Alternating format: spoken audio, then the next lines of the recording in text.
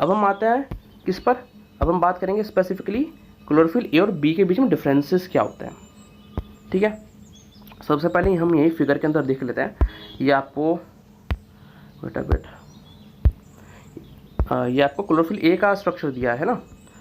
तो अगर chlorophyll B होता तो क्या होता, अगर क्लोरोफिल बी होता तो जो रिंग नंबर सेकंड है, ठीक है, इस रिंग नंबर सेकंड से ये मिथाइल ग्रुप अटैच्ड है, ठीक है, क्लोरोफिल ए के स्ट्रक्चर में। बट अगर यहीं पर क्लोरोफिल बी का स्ट्रक्चर होता बचा तो वहाँ पर क्या होता है, एल्डिहाइड ग्रुप अटैच्ड होता। इससे चेंज क्या आया कि यानी ये तो आपको कैसा स्ट्रक्चर है, आपका स्ट्रक्चरल फॉर्मूला है ना, ठीक है, ये आपका स्ट्रक्चर हमें दिख रहा है इसका, ठीक है, तो हमने कहा स्ट्रक्चरल फार्मूला। अगर मॉलिक्यूलर फार्मूला हम देखें, ठीक है, तो जो भी मॉलिक्यूलर फार्मूला क्लोरोफिल ए का होगा, ठीक है, बिकॉज हमने ये चेंज लाया, हमने एल्डिहाइड ग्रुप डाल दिया रिंग सेकंड में, मिथाइल को एक्सचेंज कर दिया, उससे क्या होगा कि क्लोरोफिल बी के स्ट्रक्चर के अंदर 2 हाइड्रोजन कम होंगे, ठीक है, और 1 ऑक्सीजन ज़्यादा होगा। जो भी क्लोरोफिल ए का मॉलिक्यूलर फार्मूला था उसमें से बिकॉज हमने ग्रुप को रिप्लेस किया है तो आपको दिख रहा है 2 हाइड्रोजन कम हो गए, पहले CH3 था अब CH रह गया, तो इन्हें 2 कम हो गए और ऑक्सीजन 1 ऐड हो गया, ठीक है। तो हम देखते हैं बेटा तो देखो ये क्लोरोफिल ए का मॉलिक्यूल है, total carbon molecular formula, total carbon 55 है, हाइड्रोजन 72 है, ऑक्सीजन 5 है, नाइट्रोजन के 4 एटम्स हैं, मैग्नीशियम का 1 एटम है, ठीक है। अब बहुत सारी चीज़ें आपको नाइट्रोजन का पता है, नाइट्रोजन के 4 ही होंगे और 1 मैग्नीशियम से अटैच्ड है, 2 कोवेलेंटली 2 कोऑर्डिनेट बॉन्ड से, ठीक है। कुछ चीज़ें याद रखनी है, जैसे 55 कार्बन है, 72 हाइड्रोजन है और 5 ऑक्सीजन है, ठीक है। अब आपको क्लोरोफिल का बी का जो मॉलिक्यूल है वो अपने आप याद हो जाएगा। कैसे, हमने क्या बात करी कि क्लोरोफिल बी के अंदर क्या होगा, मिथाइल ग्रुप जो है, मिथाइल जो पैरोल रिंग थी सेकंड नंबर की, उससे जो मिथाइल ग्रुप प्रेजेंट था वो रिप्लेस होकर क्या हो गया, एल्डिहाइड ग्रुप हो गया। तो क्या हुआ, किस चीज़ का चेंज आया, 2 हाइड्रोजन का और 1 ऑक्सीजन का, 2 हाइड्रोजन रिमूव हो गया, 1 ऑक्सीजन ऐड हो गया। देखो हाइड्रोजन 72 से 70 हो गया, ठीक है, 2 रिमूव हो गए और ऑक्सीजन 5 से ऑक्सीजन कितने हो गए, 6 हो गए, 1 ऐड हो गया, ठीक है। तो मॉलिक्यूलर फार्मूला आपको इजीली याद हो जाएगा।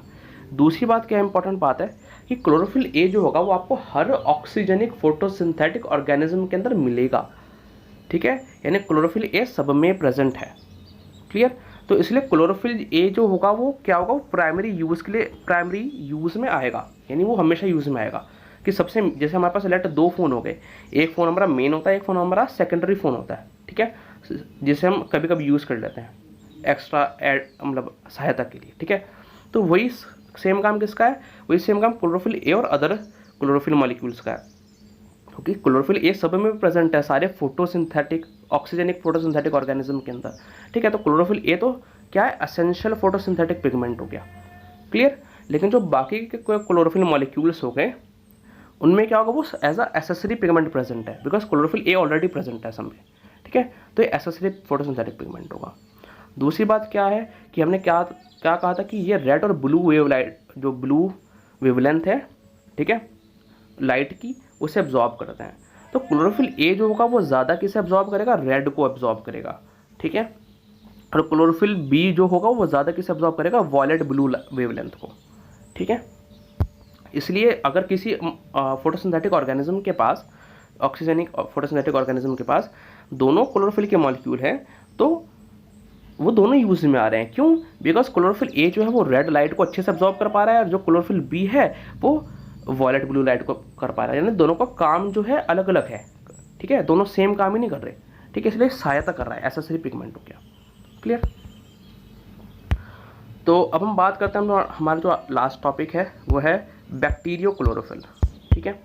बैक्टीरियो क्लोरोफिल कहाँ पे प्रेजेंट होगा, ये एनऑक्सीजेनिक फोटोसिंथेटिक ऑर्गेनिज्म में होगा। जैसे मैंने बताया था कि जो ऑक्सीजनिक है उनके अंदर आपको क्लोरोफिल मिल रहा है, जो एनऑक्सीजनिक है उनके अंदर जो ऑक्सीजन रिलीज नहीं करते बट स्टिल फोटोसिंथेसिस हो रहा है, बिकॉज लाइट एनर्जी को यूज़ करके केमिकल एनर्जी में कन्वर्ट किया जा रहा है वहाँ पर भी, और वहाँ से फूड का सिंथेसाइज किया जा रहा है, ठीक है। तो वहाँ पर जो पिगमेंट होता है वो कौन सा होता है, बैक्टीरियो क्लोरोफिल।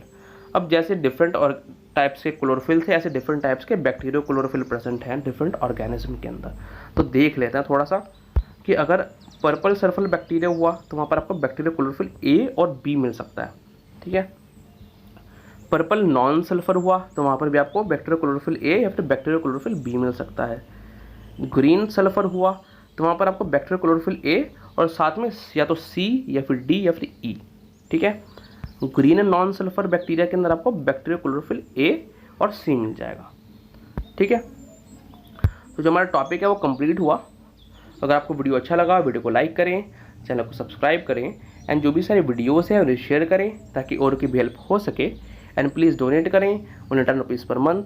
इससे आपकी लाइफ में, मेरी लाइफ में एंड इस वर्ल्ड में डिफरेंस क्रिएट होगा and I will be more motivated कि मैं आपको नोबल सर्विस प्रोवाइड कर सकूँ, better books and tag buy कर सकूँ। So thank you from biology bomb. See you next time, take care.